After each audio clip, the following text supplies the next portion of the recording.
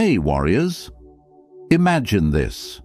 You're 25, 35 or 45 years old and you feel like you're sleepwalking through life. You have a job that pays the bills but kills your soul. You have relationships that feel surface level. You have dreams that feel impossible. You look in the mirror and see someone you don't recognize. Someone tired, someone defeated, someone who's forgotten what it feels like to be truly alive.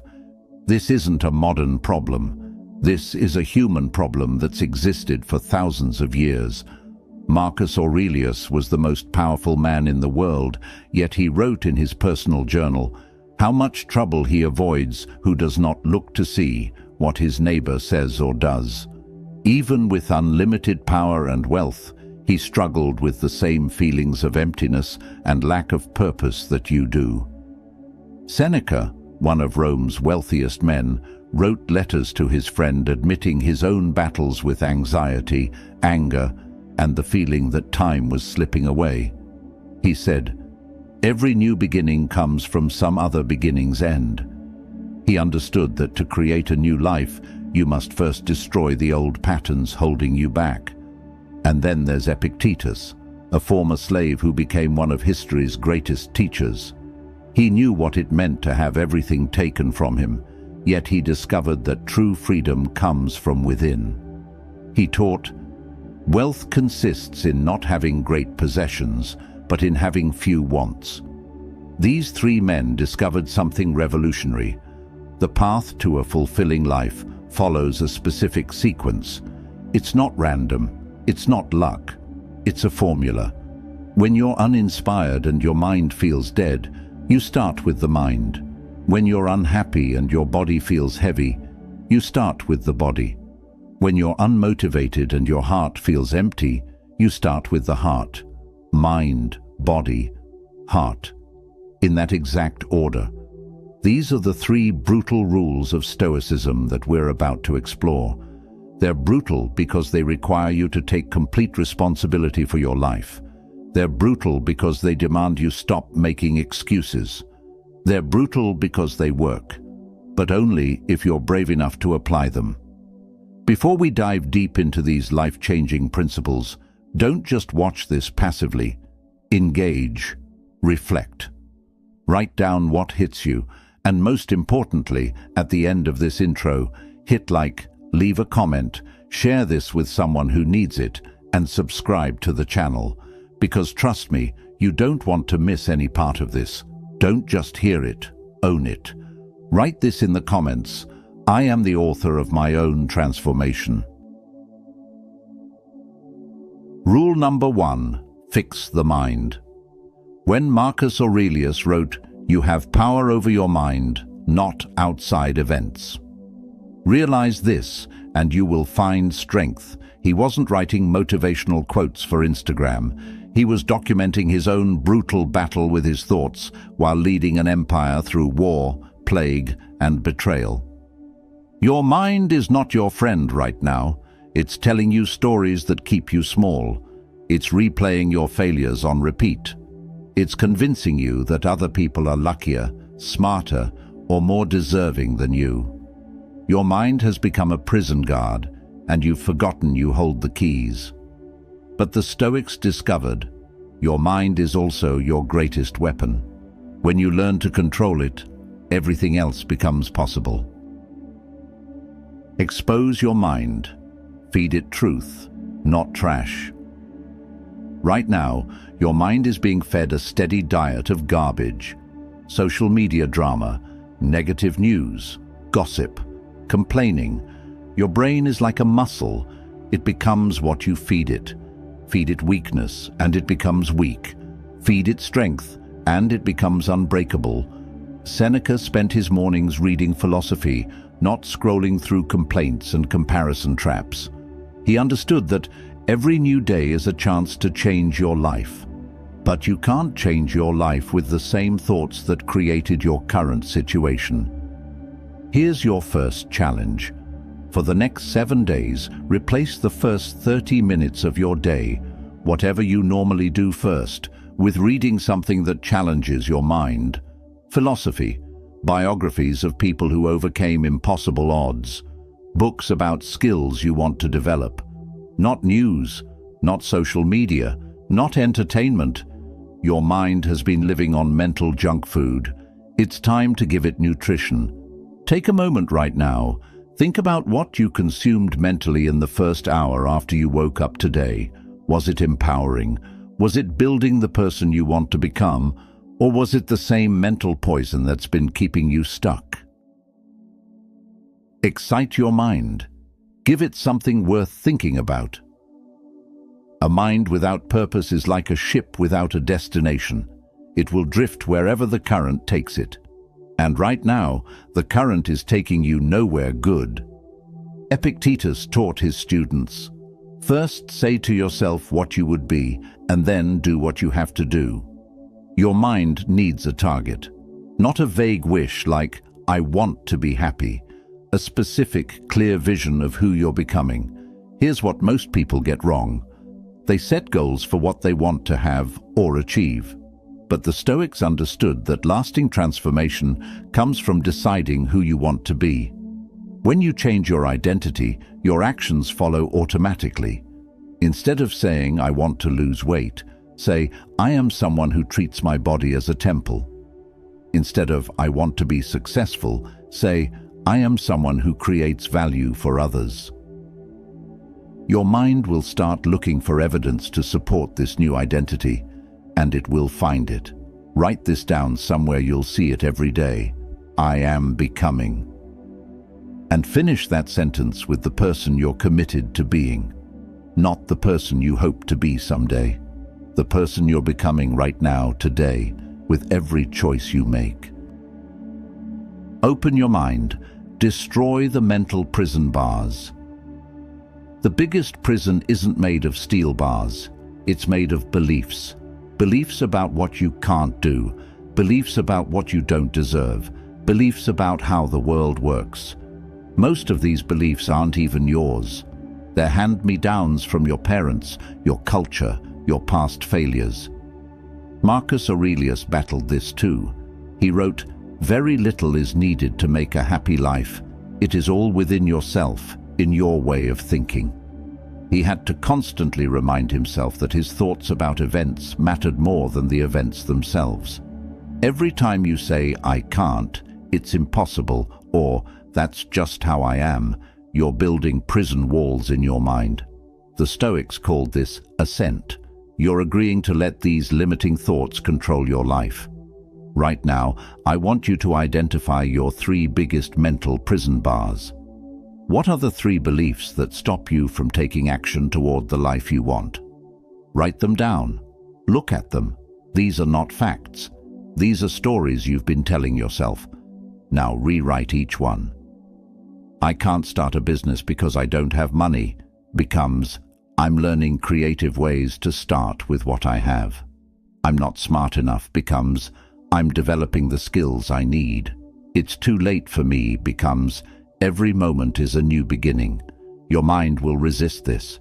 It's comfortable with the familiar lies, but comfort is the enemy of growth. The daily mind training ritual. The ancient Stoics didn't just think about philosophy, they practiced it daily. Here's your brutal daily mind training ritual that will reprogram your thinking. Every morning, spend 5 minutes writing down 3 thoughts that serve you and 3 that don't. The ones that don't serve you, those are the thoughts you're going to catch and replace throughout the day. Every evening, spend 5 minutes reviewing your day. When did your mind serve you? When did it sabotage you? What thought patterns do you need to strengthen tomorrow? This isn't about positive thinking. This is about disciplined thinking. There's a difference between hoping things will get better and training your mind to create better. Seneca warned, "Nothing to my way of thinking is a better proof of a well-ordered mind than a man's ability to stop just where he is and pass some time in his own company." Can you sit alone with your thoughts without reaching for your phone, without distractions, without escape? If not, you don't control your mind. It controls you. turn listening into transformation, drop in the comments. My mind is my kingdom, and I am the ruler. Rule number 2, fix the body. Here's a truth that will make you uncomfortable. Your body is betraying your dreams every single day. While your mind makes plans, your body sabotages them. You want to wake up early, but your body craves the snooze button. You want to eat healthy, but your body demands sugar and comfort food. You want to feel energetic and alive, but your body feels heavy and tired. The ancient Stoics understood something modern society has forgotten. Your body isn't just a vessel for your mind, it's the foundation for your entire life. When Seneca wrote, "Every new beginning comes from some other beginning's end," he was talking about ending your toxic relationship with your own body. Marcus Aurelius trained his body like a warrior, not because he enjoyed it, but because he knew a weak body creates a weak mind. He wrote, "At dawn, when you have trouble getting out of bed, tell yourself, I have to go to work as a human being." Your body is your first job. Everything else depends on how well you do this job. You've been treating your body like an enemy instead of an ally. Today, that changes. Nourish. Your body is not a garbage disposal. Right now, your body is running on empty, not just from lack of food, but from lack of proper fuel. You're putting regular gas in a Ferrari and wondering why it doesn't perform like one. Every time you eat something, you're either feeding your strength or feeding your weakness. There's no neutral. That donut you grabbed this morning, it's not just affecting your waistline, it's affecting your ability to think clearly, your energy levels, your mood, even your confidence. The Stoics practice something called preferred indifference, things that aren't good or bad in themselves, but become good or bad based on how you use them. Food is the perfect example. An apple can fuel your transformation or just fill your stomach. A slice of pizza can be a conscious choice for enjoyment or an unconscious act of self-sabotage. Here's your nutrition challenge. For the next 14 days, before you eat anything, ask yourself one question. Is this food going to help me become who I want to be, or is it going to keep me who I am? This isn't about perfect eating. This is about conscious eating. The Stoics taught that wisdom comes from awareness, not restriction. When you make conscious choices about what you put in your body, you're training the discipline muscle that affects every other area of your life. Sleep is nutrition for your brain, yet you're probably stealing from your future self every night by staying up scrolling through your phone or watching TV. Seneca warned, "It is not that we have a short time to live, but that we waste a lot of it." Every hour of poor sleep is an hour of wasted potential tomorrow. Your body needs 7 to 8 hours of quality sleep to function at its peak, not 6 hours. Not, "I'll catch up on weekends." 7 to 8 hours every night, like your life depends on it, because it does. Move. Motion creates emotion. Your body was designed to move, but you've turned it into a statue. You sit at a desk, sit in a car, sit on a couch, and wonder why you feel stuck in life. Here's the connection you're missing. Physical stagnation creates emotional stagnation. Epictetus, despite being physically disabled, understood that movement isn't just about your muscles, it's about your spirit. He taught, "No great thing is created suddenly." Your body transformation won't happen overnight, but it starts with one step, one push-up, one choice to move instead of staying still. You don't need a gym membership or expensive equipment. You need discipline. Marcus Aurelius did bodyweight exercises in his tent during military campaigns. He understood that strength isn't built in comfort, it's built in discomfort. Here's your movement protocol. Every day, for at least 20 minutes, do something that makes your heart pump faster than usual. Walk upstairs instead of taking the elevator. Do push-ups during commercial breaks. Take a cold shower. The specific activity matters less than the daily commitment to move your body. But here's the deeper truth. When you move your body, you're proving to yourself that you can do hard things. Every rep, every step, every moment of choosing discomfort over ease is building your self-trust. And self-trust is the foundation of every other achievement in your life. Strengthen, embracing discomfort as your teacher. The Stoics had a practice called voluntary discomfort, deliberately choosing hardship to build resilience. They would sleep on the ground, eat simple foods, take cold baths, not because they enjoyed suffering, but because they knew comfort was making them weak. Your body has become addicted to comfort, and comfort is killing your potential. Every time you choose the easy path, you're training your body to quit when things get difficult.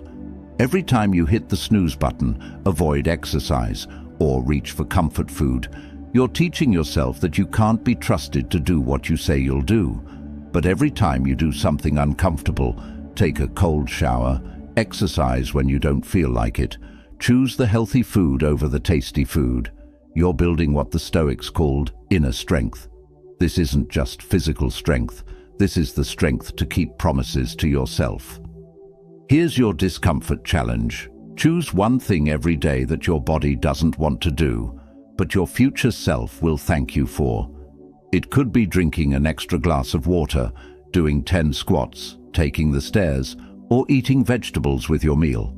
Start small, but start today. Seneca taught, "The willing destiny guides them. The unwilling destiny drags them." You can choose to strengthen your body with intention, or life will force you to deal with weakness without warning. Your body is not working against you. It's waiting for you to lead. When you take care of your body takes care of your dreams. Don't just hear it, own it. Write this down below. My body is my temple, and I am its devoted guardian. Rule number 3, fix the heart. You've been living with a broken heart, and I don't mean from some romantic disappointment. I mean your emotional heart, your capacity to feel genuine connection, purpose, and love for life itself has been damaged by years of disappointment, betrayal, and settling for less than you deserve. Your heart has built walls so thick that even you can't get through them anymore. You've become numb to protect yourself from pain, but numbness doesn't just block out the bad. It blocks out everything, the joy, the passion, the deep sense of meaning that makes life worth living. Marcus Aurelius, despite being betrayed by his own son and surrounded by people who wanted to use him, wrote in his private journal, "Be like the rocky headland on which the waves constantly break. It stands firm, and round it the seething waters are laid to rest." He understood that a strong heart isn't one that avoids pain. It's one that remains open despite the pain. The Stoics discovered that fixing your heart isn't about feeling good all the time. It's about feeling everything fully, processing it wisely, and choosing love anyway. This is the hardest of the 3 rules because it requires you to be vulnerable in a world that punishes vulnerability. But here's the truth that will save you.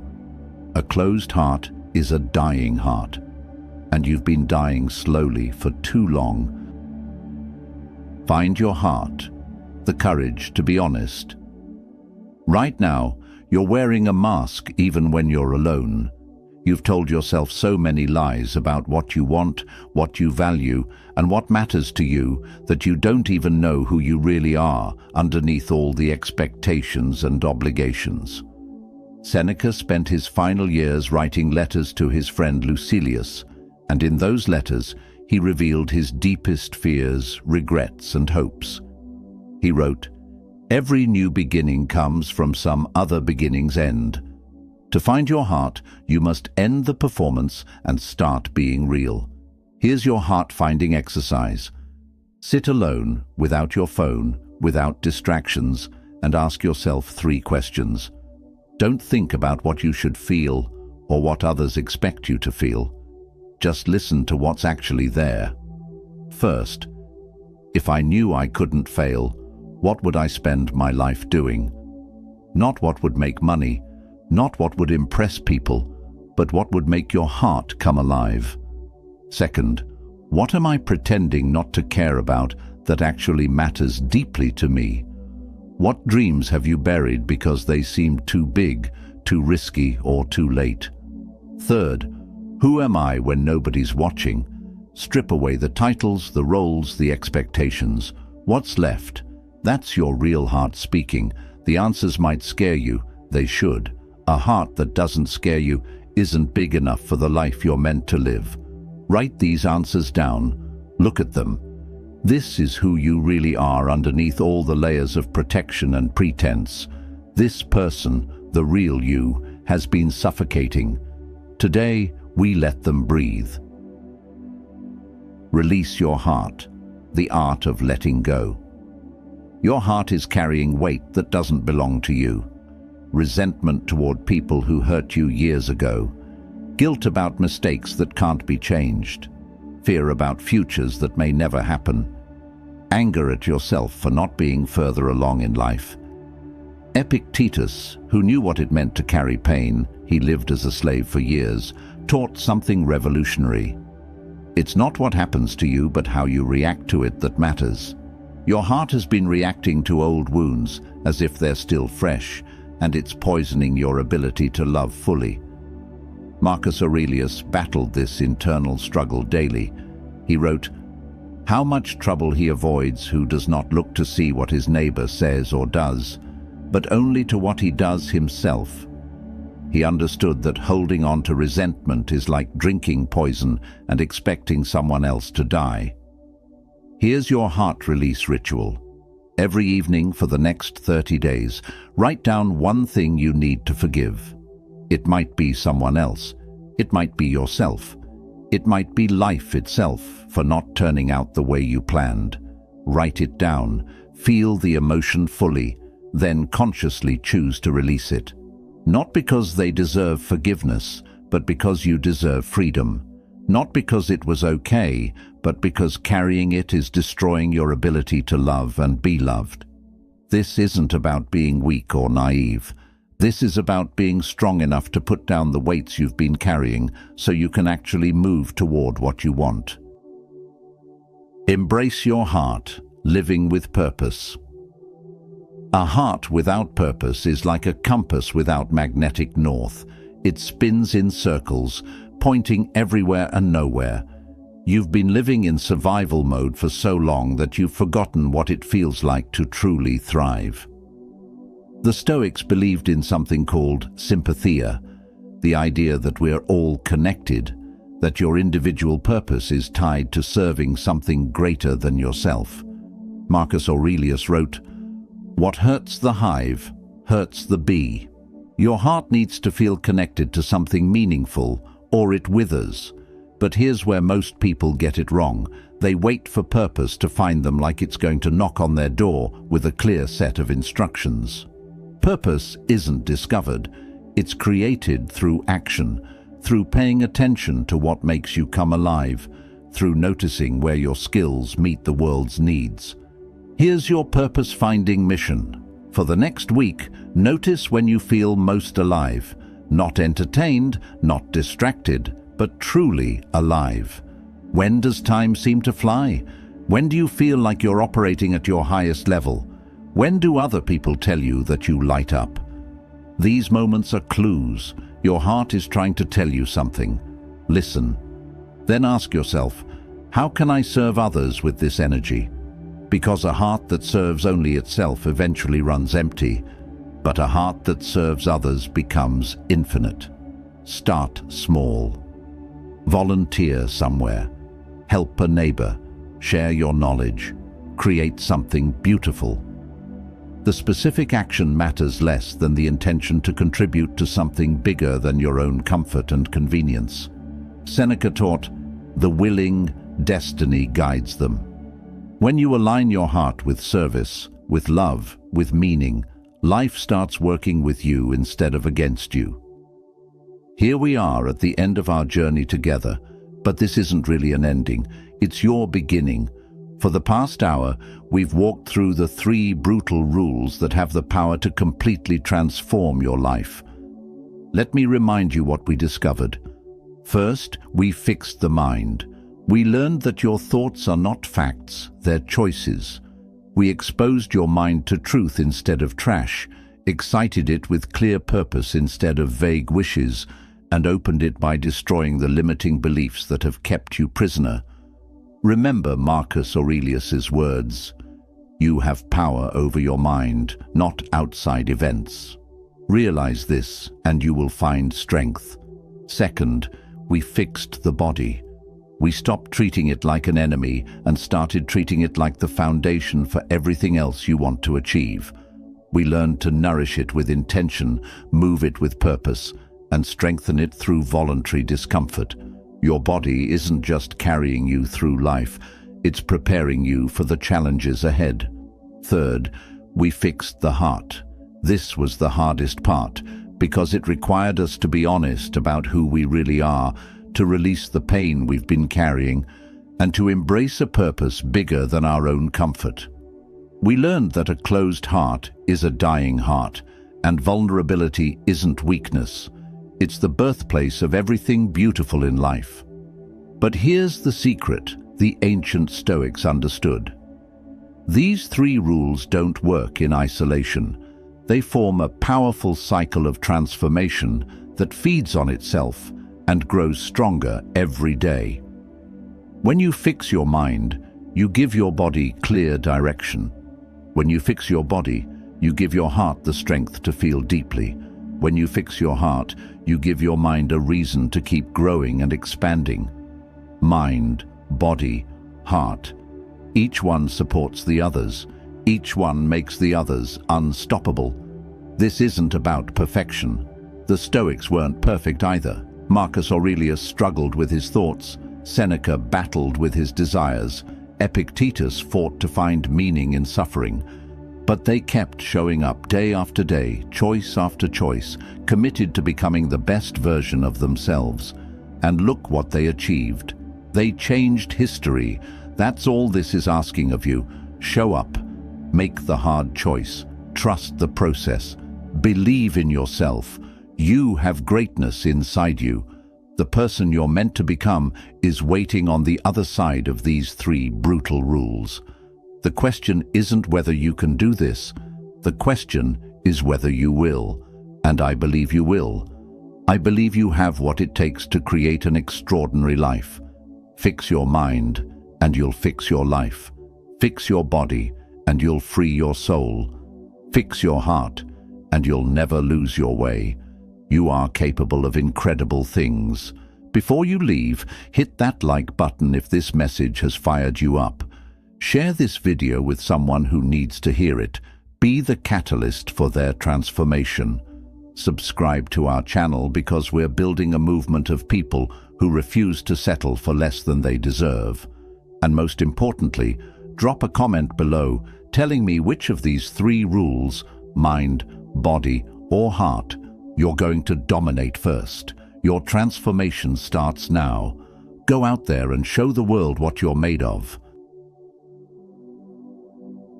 This journey doesn't end here. On my channel, Stoicism, we go beyond simple motivation. We dive into the timeless power of Stoicism, lessons that don't just inspire for a moment, but shape the way you live every single day. If today's message spoke to you, remember, this is only one piece of a much larger puzzle. In the upcoming video, we'll explore another powerful Stoic truth, one that will challenge the way you see yourself and the world around you. It's about breaking the chains that hold your mind back and discovering the kind of inner strength most people never reach. And before you go, don't just stop here. The video on your screen right now is your next step forward. Watch it, reflect on it, and let it guide you deeper into this journey of self-mastery and resilience. Because growth isn't a single moment, it's a path. And here, on Stoicism, we walk that path together.